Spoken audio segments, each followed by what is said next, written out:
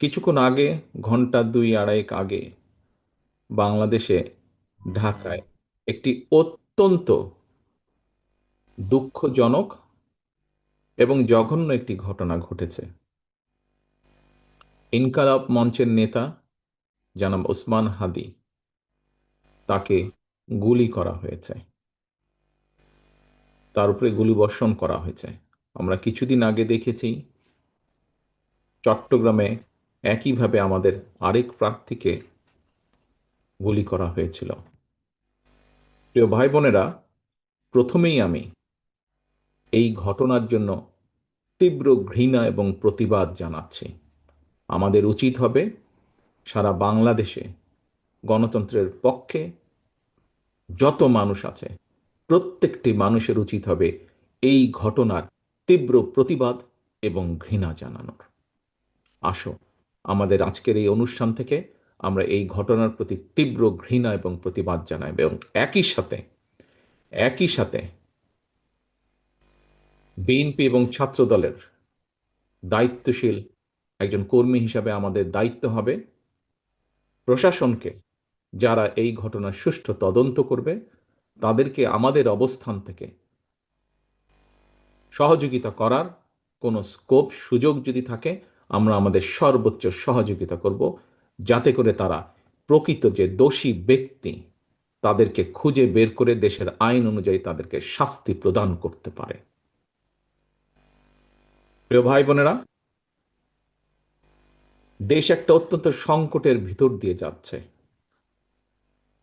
আমরা দেখেছি গত এক বছরে বিভিন্ন সময় বিভিন্ন ব্যক্তি, বিভিন্ন সংগঠনের সদস্যরা হুমকি দিয়েছে প্রকাশ্যে যে যে প্রত্যাশিত নির্বাচন আগামী ফেব্রুয়ারি মাসে, সে নির্বাচনকে তারা হতে দেবে না, বাধাগ্রস্ত করবে।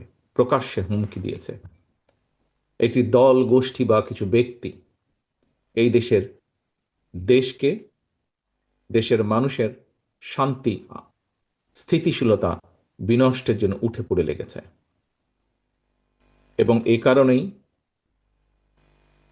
বাংলাদেশ জাতীয়তাবাদী দল এবং একই সাথে যারা বাংলাদেশের অস্তিত্বে, স্বাধীনতা, সার্বভৌমত্বে বিশ্বাস করেন, দল ছোট বড় বিষয় না, যারা বাংলাদেশি জাতীয়তাবাদের অস্তিত্বে, বাংলাদেশের অস্তিত্বে বিশ্বাস করে, সবার আগে বাংলাদেশ, এই নীতিতে যারা বিশ্বাস করে, আমাদের প্রত্যেকটি দল, প্রত্যেকটি নেতা, প্রত্যেকটি কর্মী, প্রত্যেকটি মানুষকে আজ অতীতের যে কোনো সময় থেকে সবচাইতে বেশি ঐক্যবদ্ধ হতে হবে।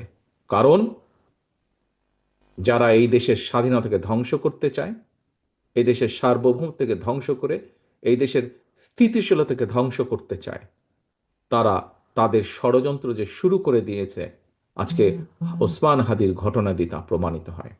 আমরা বিভ্রান্তি ছড়ানো থেকে প্রত্যেককে বিরত থাকতে হবে। কেউ যাতে কোনো বিভ্রান্তি ছড়ানোর সুযোগ না পায়, সেই ব্যাপারে আমাদেরকে সচেতন থাকতে হবে। এবং একই সাথে তদন্তের স্বার্থে যারা তদন্ত করবে, সত্যিকার অপরাধীকে যারা ধরবে, আমাদের অবস্থান থেকে যতটুকু সম্ভব আমরা সর্বোচ্চ সহযোগিতা করব। আজকের অনুষ্ঠানে আমার বক্তব্যের প্রথম অংশ এটি।